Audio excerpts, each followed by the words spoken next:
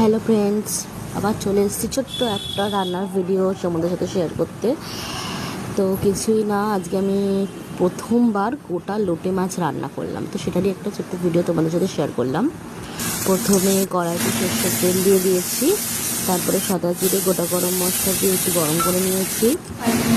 তারপরে তার মধ্যে পেঁয়াজ টমেটো দিয়ে দিয়েছি, দিয়ে ওটা একটুখানি ভাজা ভাজা করেছি। তারপরে একটা পাত্রের মধ্যে কাশ্মীরি লঙ্কার গুঁড়ো, জিরে গুঁড়ো, ধনে গুঁড়ো, হলুদ দিয়ে সেটা কড়ার মধ্যে ঢেলে দিয়েছি।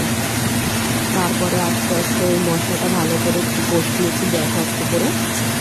তারপরে এর মধ্যে গোটা লোটে মাছগুলোকে দিয়ে দিয়েছি, দিয়ে চাপা দিয়ে দিয়েছিলাম, দিয়ে আর নাড়িনি, কারণ নাড়লে ভেঙে যায়।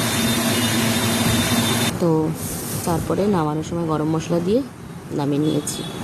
টাটা। কেমন হয়েছে?